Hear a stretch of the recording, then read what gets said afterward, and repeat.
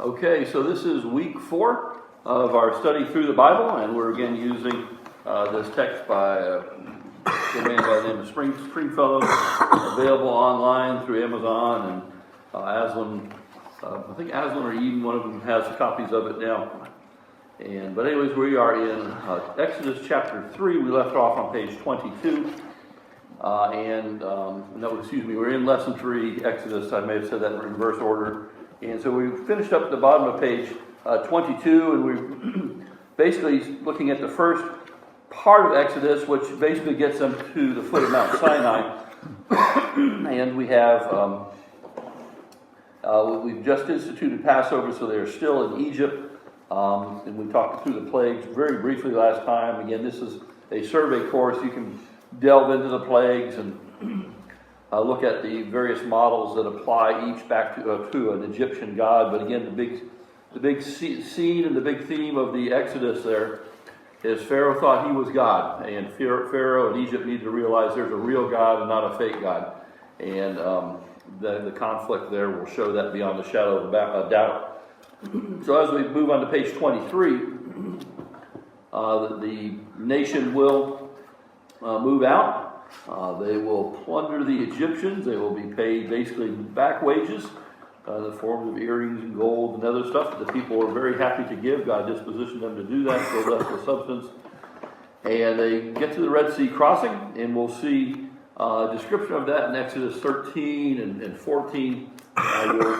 We'll not go through all the details there, but our author challenges us to read Exodus 13, verses 21 and 22. I'll tell you what, I'll take the first one, and we'll pick it up after that. We'll find this and we'll talk about it. Okay, and the Lord went before them by day in a pillar of a cloud to lead them the way, and by night in a pillar of fire to give them light to go by day and night. And he took not away the pillar of the cloud by day, nor the pillar of fire by night from before the people. And what a powerful thing to see the presence of God, the power of God that would lead them in their wilderness wanderings. Again, I say wilderness wanderings. It was only supposed to be a few-week trip from leaving Egypt to going into the land. And they made it a lifetime, as it were, by their disobedience. We'll talk about that. So they crossed the Red Sea by the power of God. The Egyptian army is drowned, never to be seen again, or they would never see Israel again. And they will continue on to Sinai, chapter 15. We'll have this little Song of the Redeemed. Song of the Redeemed. And it's attributed to Moses, and sang Moses and the children of Israel this song unto the Lord. And I'm not going to try to sing it. But it's a testimony to what God has done, and a great testimony it is. God will provide, well, we're getting ahead of ourselves a little bit. God will provide for 40 years water and bread. Exodus, I guess he wants us to read just the book of John. Does someone want to take John 6, 47 through 51? Now kind of synopsize what's going to happen. So John 6, 47 to 51, yeah? Yeah. Verily, verily, I say unto you, he that believeth on me hath everlasting life. I am the bread of life. Your fathers did eat manna in the wilderness, and are dead. This is the bread which cometh down from heaven, that a man may eat thereof, and not die. I am the living bread, which came down from heaven. If any man eat of this bread, he shall live forever. And the bread that I will give is my flesh, which I gave for the life of the world. So we'll see God's provision for the nation there in the bread. The manna that came down from heaven fed the people and gave them temporal life, and Christ is going to contrast that from himself, who also came down from heaven. So clear statement of deity there, I think, that he came down from heaven to provide that spiritual life that we need. And that of course, the giving of the manna would start in the first phase of their walk as we go out. Actually, I would have done these in reverse order, because the first thing they ran out of as they left Egypt, you can carry a lot of food. It's hard to carry a lot of water. The first thing they will do is run out of water. on the route. And then God will start providing food for them as the food ran out. Let me maybe back up from the moment they left Egypt, including the plagues. And by the way, I did look up the first 3 plagues were experienced in Goshen and all over Egypt. It'll be the subsequent, I guess we could say definitely the subsequent next 6 plagues were all over, and only the people in Goshen, where the Israelites lived, would experience the final plague if they did not have blood on their posts and lintels of their doors. That was a question that kind of came up last time. But so the nation got to see God's working just as Moses said it would. They got to see the miracles that Moses performed. They see God defeating enemies at the Red Sea, Egypt, from being destroyed. They were not destroyed. And then as they go along, as they need things, God provides them. He provides them water when they need water, food when they need food. He's going to give them protection again. And then when they get to Mount Sinai, it's almost, to me, this is one of the biggest no-brainers in history. God says, I want you to be my people. Will you sign up to that? And the answer is going to be yes. There's terms and conditions that we'll call the Mosaic Covenant. But along the way, God is demonstrating who he is. And so when they get there, it should have been all the information they needed to make the right decision. They do make the right decision. They just have trouble keeping it. But let's not miss the next part then. So the Smitten Rock, chapter 17 of Exodus, they will, let's read verses 5 through 7 in chapter 17.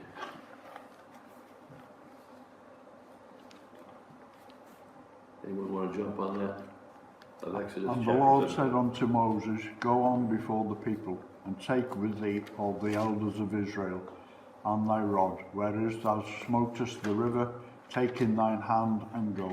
Behold, I will stand before thee there upon the rock in Horeb, and thou shalt smite the rock, and there shall come water out of it, that the people may drink. And Moses did so in sight of the elders of Israel.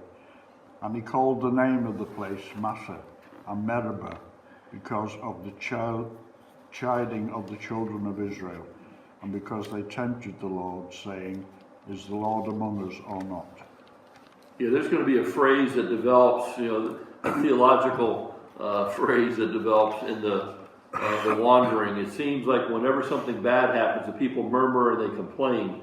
And the thought is this: sometimes it's better to be mute than to murmur. That is, they will be judged because they will fight against God on a number of occasions and complain until they will be refused entry into the land. But we see the miraculous provision of water. Now, this is something to think about, though. I think in our mind's eye, we see the staff striking the rock, and maybe bloop, here comes maybe a faucet. You're going to give water to 600,000 men plus women and kids. I think it was a pretty spectacular sight myself. It doesn't give a description of it, but if you're going to provide water for that many people, folks, this isn't a garden hose pipe.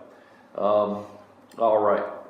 But we'll also see, if we go to 1 Corinthians 10, in the New Testament, we get an interesting insight. Again, this is a test question whenever I teach this. I just did this last week when I wasn't able to be here. What is the best commentary on the Bible? The Bible. So we're going to go to 1 Corinthians chapter 10. And did all drink the same spiritual drink? For they drank of that spiritual rock that followed them, and that rock was Christ. So, maybe not that Christ was physically the rock, but that he provided drink to them through that rock. And so we see Christ active in the Old Testament. This is also one of those, again, points. Christ is eternally Christ. He's eternally God the Son. It's only in the 1st century AD when he takes on the form of a man, a new attribute, something that he did not have before, but he was always eternally God. And we see that glimpse there. So, so we see, yes, God. So God is providing on the way to Sinai, food, water, and then when they get to the foot of Mount Sinai, chapter 19 of the book of Exodus, I'm going to try to keep trailing along there. Exodus.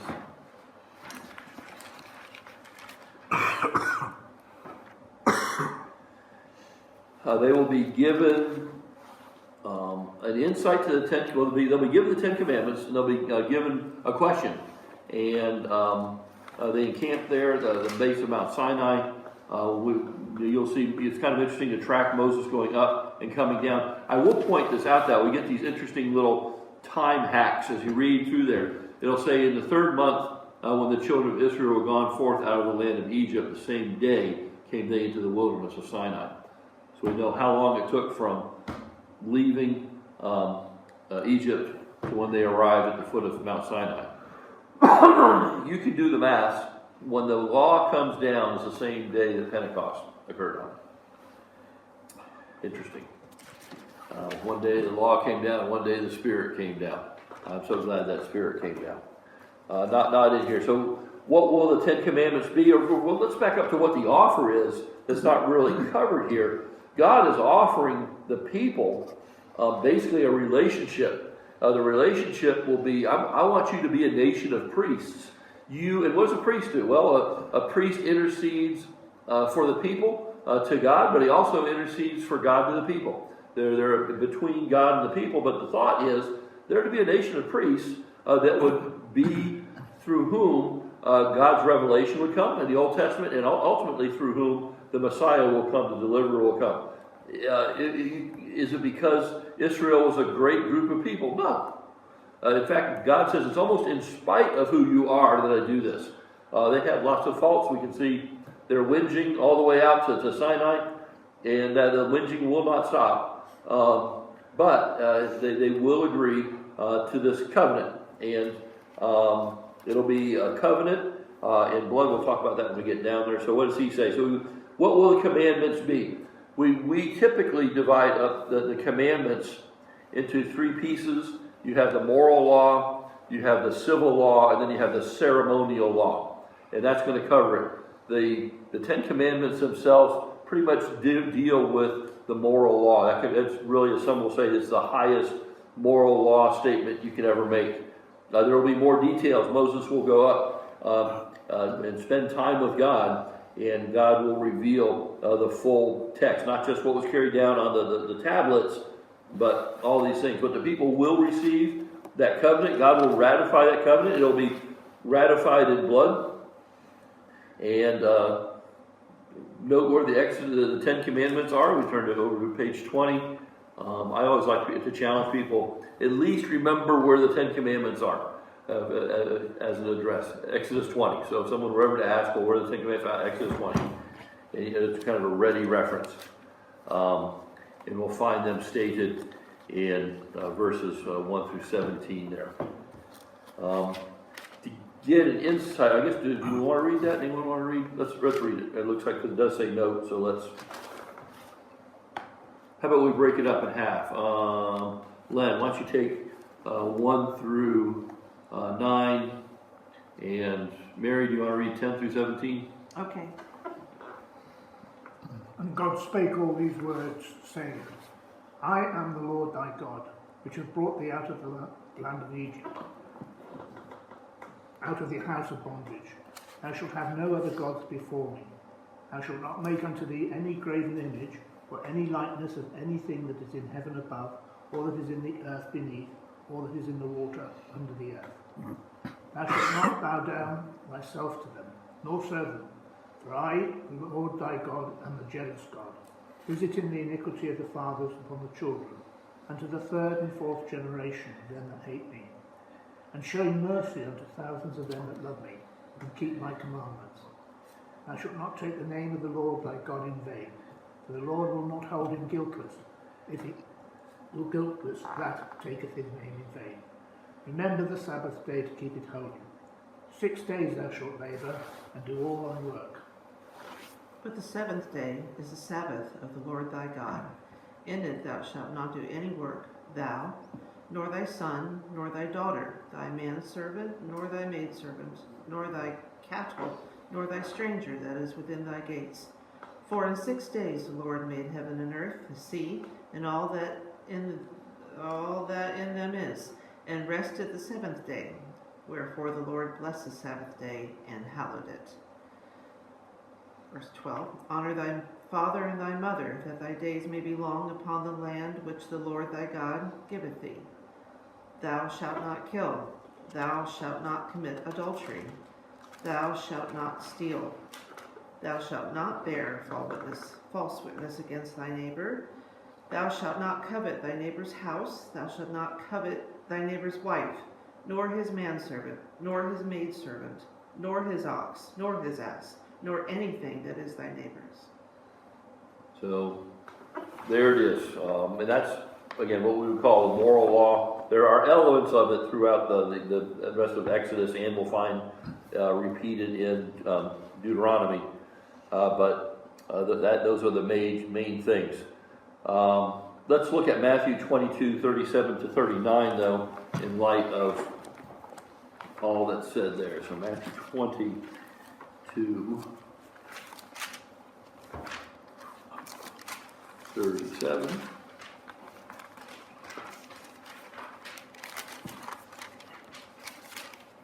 And it says, and Jesus said, thou shalt love the Lord thy God with all thy heart, with all thy soul, and with all thy mind. This is the first and greatest commandment, and the second is like unto it. Thou shalt love, thy neighbor as thyself. On these two commandments hang all the law and the prophets. And you can certainly summarize those. Ones that deal with our relationship with God come first, and then the ones that deal laterally with our neighbors come second. So judgments. The Mosaic covenant is going to be a covenant of, it's a dependent covenant, or that is, there are conditions. There's terms and conditions that go with it. And the terms, very basically, you obey the law, God will bless you. You disobey the law, God will bring judgment. And that's at a very high level. That is it. But we will see laws governing social life, chapters 22, 23, masters and servants, chapter 21, property rights, chapter 22, Sabbaths and feasts, the regular feasts that they were to do, chapter 23. And then, so we have the social life, but then we have the sacramental law, or the sacred law regarding the things that are done in what will eventually be the tabernacle, and then be the temple. So chapter 24, and we'll see in the plan for the tabernacle, we'll talk about it a little bit more, elements of our worship, our approaching God, and ultimately that'll all be consummated in Christ. So why was the law given? This is a great a little section here. So basically, our author contends, and I agree with this, is to provide a standard of righteousness so they would know right and wrong. It'd be very clearly spelled out. Generally, what they've been given up to this point in time in terms of laws to live by, really is the Noahic covenant. We talked about that very briefly, and that's very general. But now, as God is setting aside this nation as a nation of priests to be, and if you read chapter 19, it's very explicit in there what God expects from them and what God is offering them. And it is His priesthood. They're to be different. They're to act different. And this is why we have some of the dietary rules. Why we want to rationalize, well, this is good for us, this is bad for us. The bottom line is God wanted them to look different. He wanted them to act different from the other people that were there. And that's probably the simplest explanations for some of those that make you scratch your head. Why can't you mix two types of material? I don't know. But it's a purity. They're going to look different, they're going to act different, and they're going to be different. They should have been different. And why? Because they serve a great God. But Deuteronomy 4, let's go there.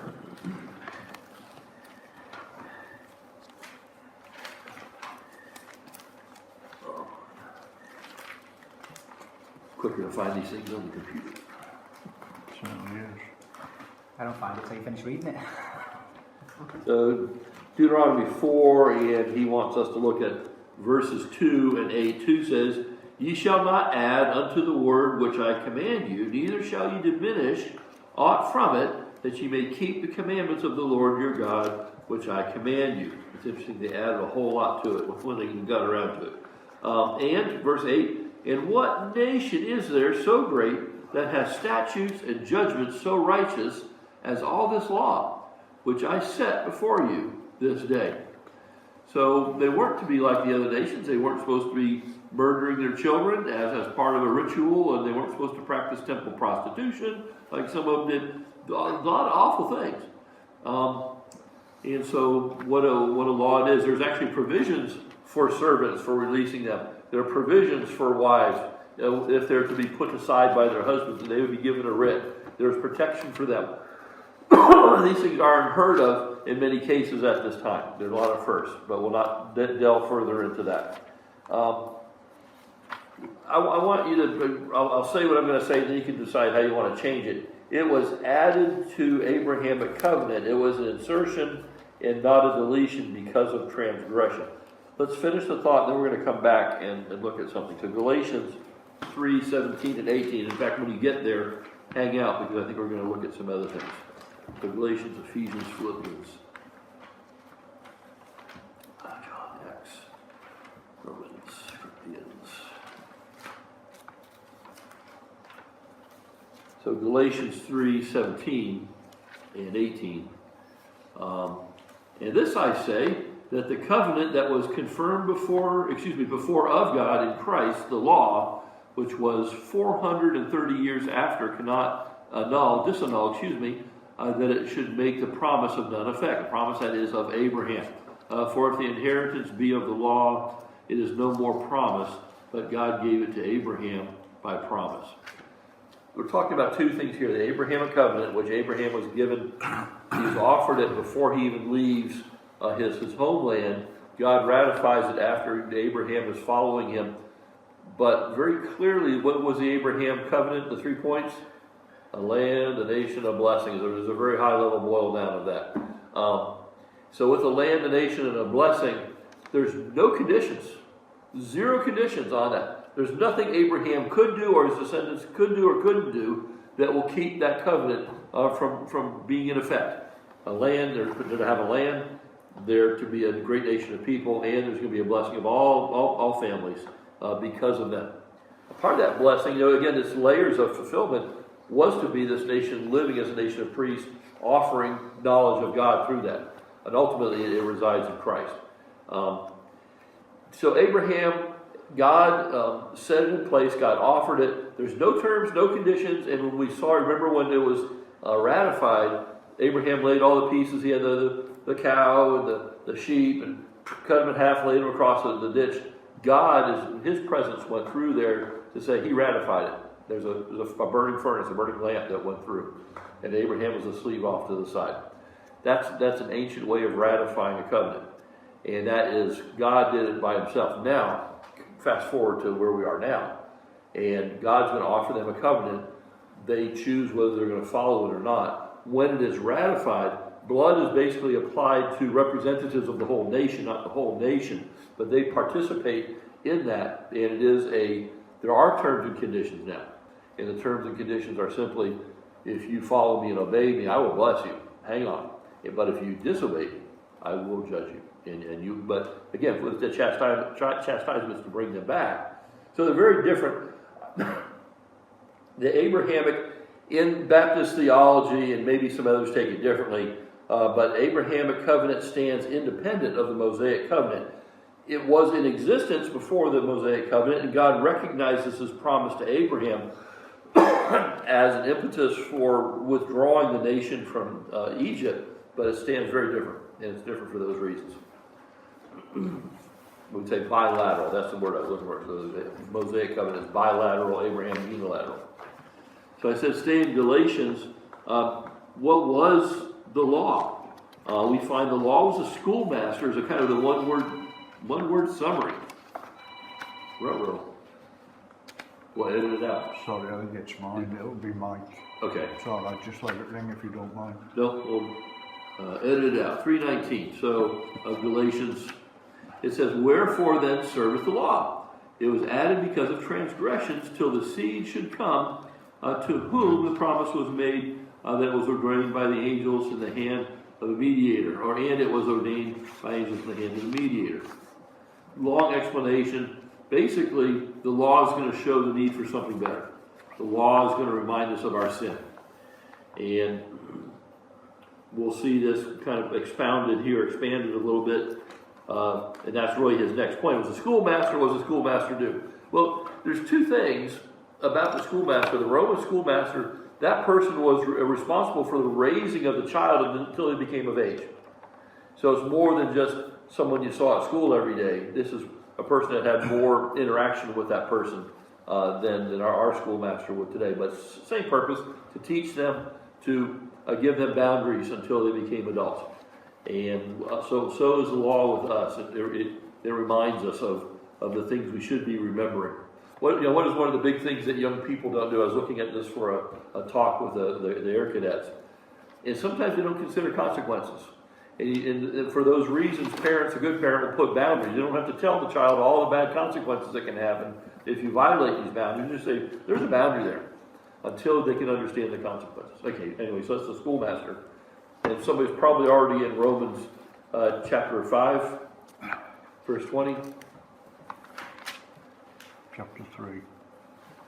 Well, yeah, there's a couple of places there. So there's three quick verses. We'll read them. So Romans 5:20, Romans 3:20, and Romans 7:7. Moreover, the law entered that the offence might abound, but there sin abound, grace did much more abound.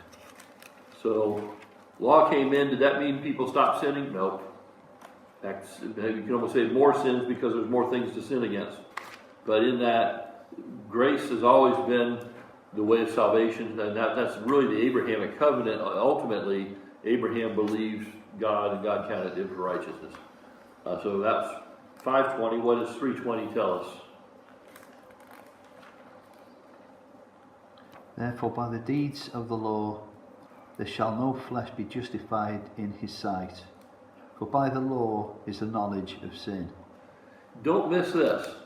No one ever was saved by keeping the Ten Commandments. Precisely 0 people. 0 people were saved by keeping the law. There's some theological systems that see that keeping that is no. Precisely 0. In fact, the law is kind of like 0 down. The best you could do is keep it, but we're not going to, and it's going to be below that. So it's always been by faith. We place our faith in God. Then Romans 7:7. What shall we say then? Is the law sin? God forbid. Nay, I have not known sin but by the law. For I have not known lust except the law, and said, thou shalt not covet. So, because it reveals sin, does that mean it's sin? No. It shows. Probably another way to put it would be a mirror. It's a good mirror. It shows us how we are before God. So, again, the difference between the law and grace and salvation has always been by grace through faith. And we have the thing here. If we go to Deuteronomy 4, probably should have said keep our fingers there too. 4:32 through 36, we'll see that not only will it reveal our need for God, but it'll show the holiness and the power of God.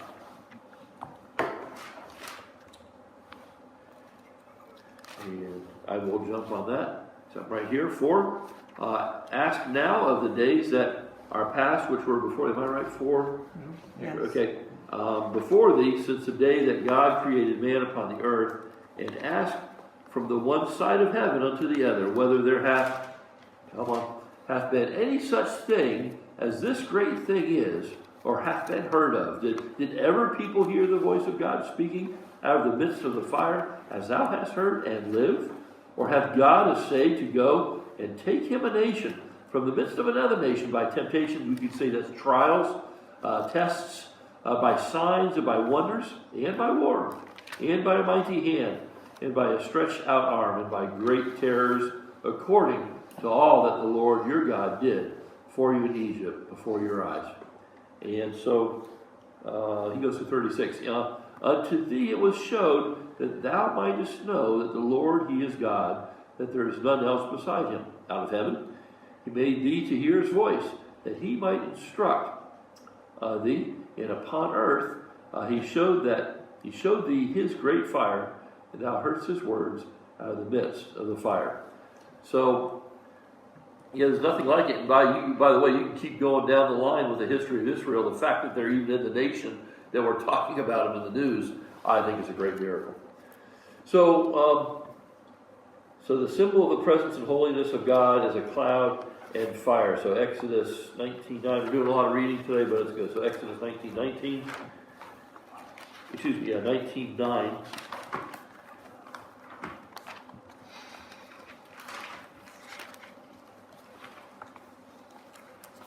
And the Lord said unto Moses, Lo, I come unto thee in thick cloud, that the people may hear when I speak with thee, and believe thee forever.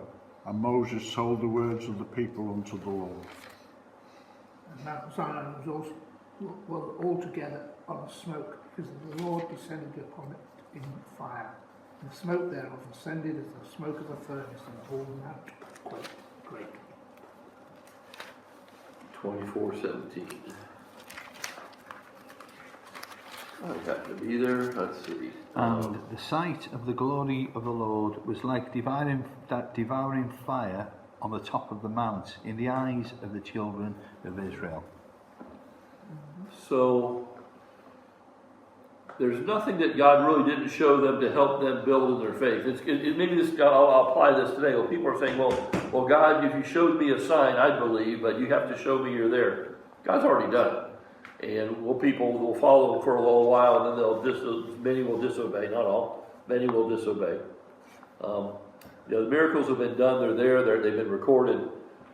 He's done it once. How many times did he have to do it? But how does the law affect us? Romans 8:3 and 4. You have to go between the old and the new. For what the law could not do, in that it was weak through the flesh, God sending his own Son in the likeness of sinful flesh, and for sin condemned sin in the flesh,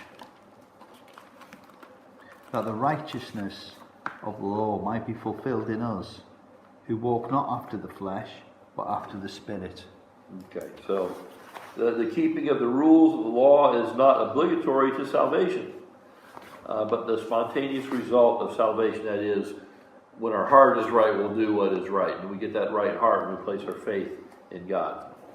So just kind of encapsulating the law. You can read through the law and then spend time with that. Chapters 25 through 40, we move on then to the tabernacle. And Moses is given the pattern for that when he spends his 40 days up in the mountain, chapters 25 through 31. And then Israel lapses into idolatry. I guess Moses didn't come down fast enough for them. And so they approach Aaron and say, Aaron, make us a calf of gold. And that'll result in judgment. It'll result in a lot of things, but it'll cause a delay of the building of the tabernacle. But so soon after, this is one of those things, so soon after having been shown all that, they fall into idolatry. Chapters 32 through 34, we'll see. You'll see as you read through the temple of the tent of the congregation. Don't be confused by it. There was a second one that was made, predates the one. You'll see it go along for a while, and then it will disappear. That confused me a little bit when I was reading. I said, wait a minute, we haven't built the tabernacle yet. What's this tent? That's what it is. It's a place that Moses would go, and but the focus is the tabernacle. It was pitched without the camp. Exodus 33:7. I'm not going to take the time to read that. But finally, the tabernacle is completed and erected. It's great how they took a free will offering, and probably the first time and last time in history, a pastor had to say, "No, you've given enough." Just a little Baptist humor there. But they finish it. They have the people with the right skills to do amazing artistry and craftsmanship. They complete it. They erect it. We'll get a little time hack there in Exodus 42. As you read it, you'll see it exactly 1 year after the Exodus. And then God shows his acceptance by it. The glory of his presence will fill it. So much they can't go in there. We'll see this also in the temple when it is constructed. God's presence will fill it so much they can't even go in. But it shows that he approves of what's been going on. And there's a whole ceremony that goes with that. So the scriptures devote more room to the description of the tabernacle than any other single subject.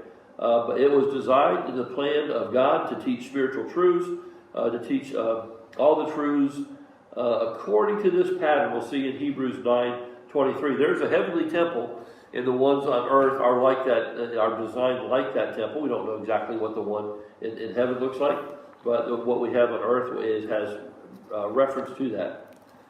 And so here read Hebrews chapter 9 and see the meaning for us. Let's look at Hebrews 9:23, and that will maybe suffice us. I'm not going to read all chapter 9 this evening, but in your reading, take a little side sojourn there. But Hebrews 9:23, it says, it was therefore necessary that the patterns of things in the heavens, the heavenly temple, should be purified with these, but the heavenly things themselves with better sacrifices than these. And he's talking about with that verse, about verse 22, and almost all things are by the law purged with blood. Without the shedding of blood, there is no remission. So what we see then, an earthly tabernacle, it does portray Christ. The tabernacle portrays Christ. If we look at Hebrews 9:8-12, let's back up here. This is why, and as you would study this in detail, we would look at the tabernacle, all of the bits and pieces, and how they symbolize Christ. We look at for a New Testament tie into that. So verse 9 says, which was a figure of the time, for the time then present, in which were offered both gifts and sacrifices that could not make him. I started in the wrong place. The Holy Ghost. This signifying that the way into the holiest of all was not yet manifest, while as the first tabernacle was yet standing, which was a figure for the time then present, in which were offered both gifts and sacrifices that could not make him that did this service perfect as pertaining to the conscience, which stood only in meats, and drinks, and diverse washings, and carnal ordinances imposed on them until the time of Reformation, that is, till Christ comes. But Christ, being come as a high priest of good things to come, by a greater and more perfect tabernacle, not made with hands, that is to say, not of this building, neither by the blood of goats and calves, but by his own blood he entered in once into the holy place, having obtained eternal redemption for us. A lot going on there when you study first and foremost, who could go to the holiest of holies? Only Aaron. Only Aaron and his descendants could provide the sacrifice. So it was a priest. So we talk about Christ being a high priest. He's the only one that could go in. They would go in once a year into the Holy of Holies to offer a blood sacrifice. It was actually applied to the Ark of the Covenant as a sign of basically the offering before God. They would kill a goat. There would be offerings made. They would apply the blood there once a year.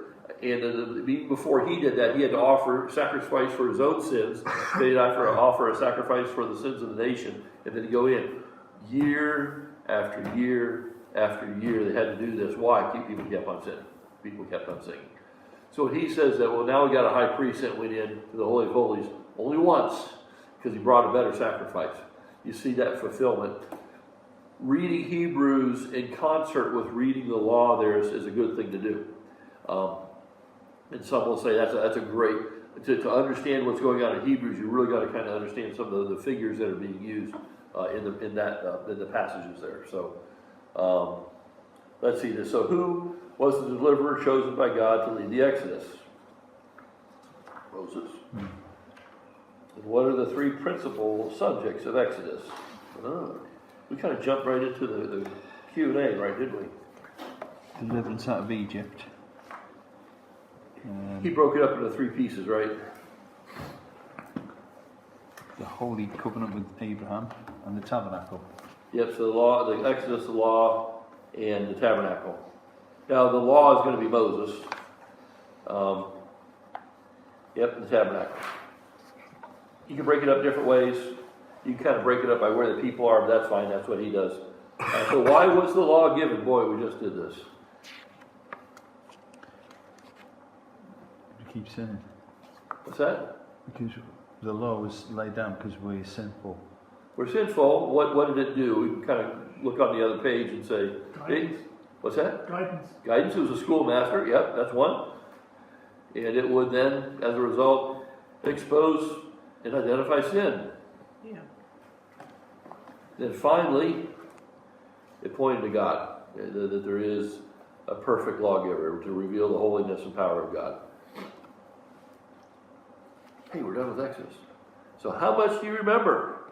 How did God dwell with and lead his people? In a pillar of cloud. Pillar of cloud. I think it's probably very specifically, he led, his presence was there, so he saw the pillar of cloud or pillar of fire. By the way, day and night, for the whole time. 40 years. Wow. And it would stop when they go into the land. What does the tabernacle teach us today?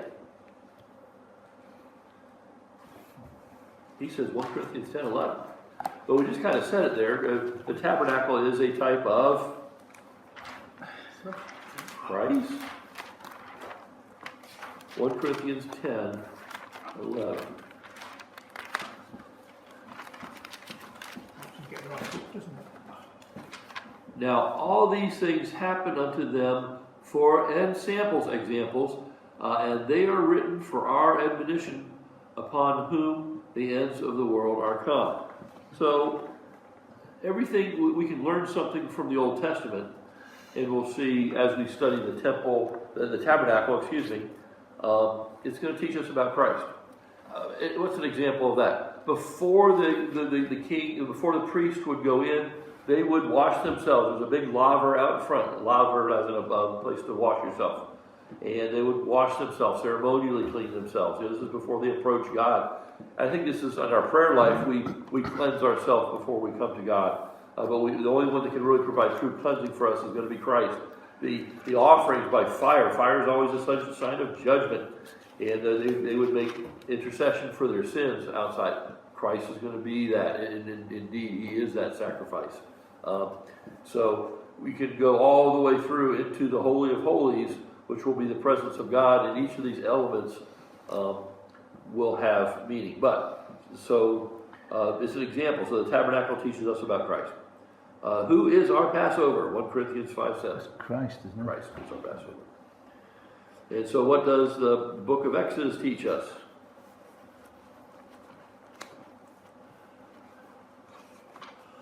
Sets out the rules, doesn't it? Sets out the rules. Sets out the rules. It's just that God is with us. I know. God is with us. God is with us. Yeah, He's a he does. delivering God. He keeps his word. We will see this more in the next chapter in Leviticus. But he's teaching this holy nation how to live holy lives. And that with that wonderful privilege comes responsibility. With faith comes responsibility. I think we kind of miss that. And many people today, faith is, we just check in, we get our fire insurance, we're good to go. That's just the beginning of the path. As you guys know, you wouldn't be here. Many people just see it, there's no real responsibility. That's the great thing about being a Christian. You can go wherever you want, whatever you want. You need to serve. We need to be plugged in. Anyways, that's a whole other sermon. But it is going to teach us, and he would probably have a nice little tidy statement for that. But it is, it teaches us we need a God. Ultimately, what the law teaches us, it means we need a different Redeemer. So look at Leviticus. I'm going to take a few minutes and start jumping into Leviticus to do the introduction, just to keep moving along so we don't kind of roll away time. I don't want to go real long. So any questions on Exodus? Are you having a difficult time keeping up with the reading? It's a lot of reading in a week or so. Do what you can. He has like an abbreviated list of verses or chapters to read. Of the chapters I would definitely read I would read chapter 19 and 20, because that's kind of where it goes down. And you see this wonderful relationship that God is setting up with the nation at Sinai to be his people. All right, well, Leviticus, I always thought that was like a weird pronunciation of law or something. It's about the Levites. And this is going to be, we're going to see, and Leviticus will take place while they're at the foot of Mount Sinai. He's going to tell us all this. So the book Leviticus gets its name from the Levites, the priests, And it's God's plan for a detailed walk, worship, and service of the people. In Exodus, God spoke out of the mount where the people were. They weren't allowed to go up there. In Leviticus, he will speak out of the tabernacle in which he dwells. Now they built the tabernacle. He dwells in the midst of his people. So there's a transition. In Genesis, we saw the ruin of man. We saw his fall. And we saw in Exodus, we see the redemption and the deliverance by blood and the power of God. And I think very specifically, the Old Testament is going to lead up to Messiah. And so in Genesis, yes, we do see the fall of man as the big thing. We start to see God prepare a nation that he's going to reveal himself with and ultimately bring the Messiah to. Exodus will be the redemption of that nation. And he's called them out with a special purpose. He's given them rules to live by. Leviticus is going to be the preparation of that nation to go. Numbers will be the going. Deuteronomy will be the second law as they get ready to go into the land. But there's a focus, I think, perhaps we're missing here, that it's on, we're going to the Messiah. And that's the ultimate goal. We're focusing on this nation, Israel, right now, as he's going to be working with them and through them. So that's Genesis, Exodus. Leviticus, we will see worship and communion on the ground of atonement. Leviticus is called the Book of Atonement.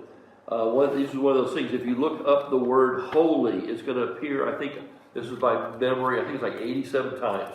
You'll find the word holy in the book of Leviticus as a word study. The main purpose, Leviticus was written to show Israel how to live in fellowship with God. And all Israel must be taught the holiness of God. And Leviticus will reveal this in three ways. And we'll see the sacrificial system explained in some more detail. We'll get a little bit more into the practices of what's come. And we'll see it. Let's pull the thread here. So Leviticus 17:11. And Mary, why don't you jump to Hebrews 9:22. 9:22.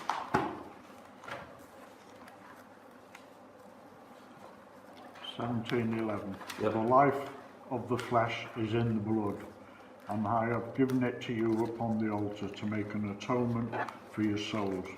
For it is the blood that maketh an atonement for the soul. Hebrews 9:22. And almost all things are by the law purged with blood, and without shedding of blood is no remission. So we see that parallel. So we'll have a sacrificial system.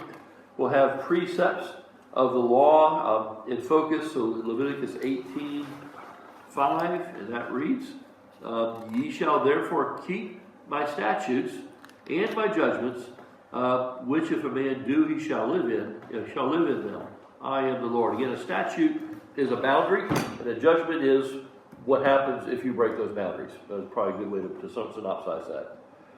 And then we'll also see the penalties for violations. Leviticus 26:1 through 46. We're not going to read all that, but some of the punishments will be making restitution to the people. Some will be making restitution to God in giving. Some will require death for blatant violations of God's law. But the thought here, well, people will say, well, we don't obey those laws now, or they're a hateful law, they do all this stuff, they condemn homosexuality, they condemn this, that, and the other thing. This was a nation that accepted this. If you're not a Christian, or if you don't apply to Christians, the moral law does, yes. And we don't want to be, but we don't execute the judgments of the law. Those are gone, and a lot of the moral law remains. But if you didn't accept it, then I don't know why people get so agitated by it. Because they'll point at that and say, well, we don't behave that way. We allow those things this day, therefore God is evil. It's going to be kind of their rational thought. And you got to kind of turn that around in those evangelizing or those apologetic moments, is that a nation accepted all the terms and conditions. And so if you haven't just accepted those, fine, but don't call God evil. Because you haven't accepted those terms and conditions and you want to operate outside of his law. Of abiding value. So first, Leviticus is a revelation. I probably didn't put that very well. That was kind of ad hoc. But abiding value, Leviticus is a revelation of the divine character and holiness of God, God has not changed. It's said that if you want to get a real good understanding of the seriousness of worship, what holy living is, read through Leviticus. Again, not that we're trying to reinstate the law, but see how serious things were. And I think we've lost, and in a lot of Christianity, we've lost the sense of seriousness of what it is. We want to camp out on God as love. Well, God is a God of judgment too. And we can't miss His holiness and right living. And then we wonder why, when we're not living right, why when we have judgments and we have things happening in our lives. But Leviticus is a great study, even for believers today, and an abiding value to understand the holiness of God. Second, it emphasizes the exceeding sinfulness of man and his estrangement from God.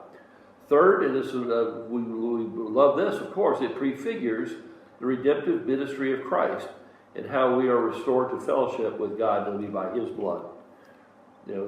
Every year, again, the thought is, every year that the priest had to go in, make an offering year after year after year. Nothing changed. And then it changed with Christ. Because there's a better offering. The Romans will talk about that, and Hebrews talks about that. And then fourth, it provides a body of civil law for a theocracy, which is foundational for civil law today. And that is the land and ownership, marriage, and divorce, and other matters we face today. And that's a good point there. Theocracy means God rule. If you don't know the term, theos is God. Krasi is a rule, whatever how that works out etymologically. But God originally wanted the nation to be ruled by Him and only Him. That's why when we go to the time of Judges, we have that. There's a little bit of confusion, but the goal was for the people to turn directly to God.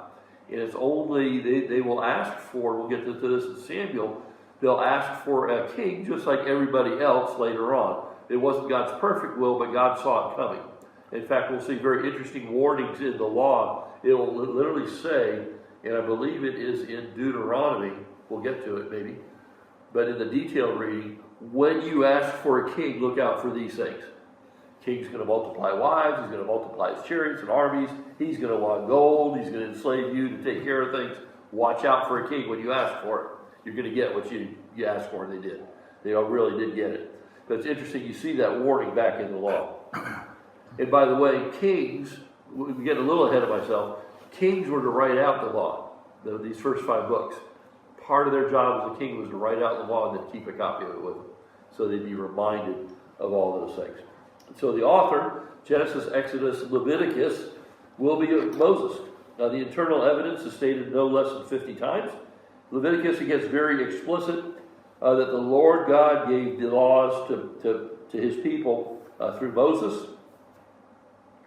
And Jesus will ascribe the book and all the Pentateuch to Moses in Luke 24:44. I think we read that before. Christ also refers to Moses as the author in Matthew 8:2-4. And so, let's look at Leviticus 14:1-4 real quick. I think that's one of those very clear things about the authorship. Leviticus 4:14.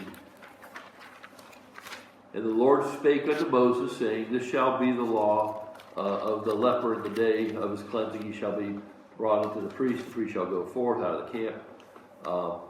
And the priest, the priest shall look, and behold, the plague of leprosy be healed. And so he's, okay, we're going to compare that to the New Testament where Jesus encounters a leper.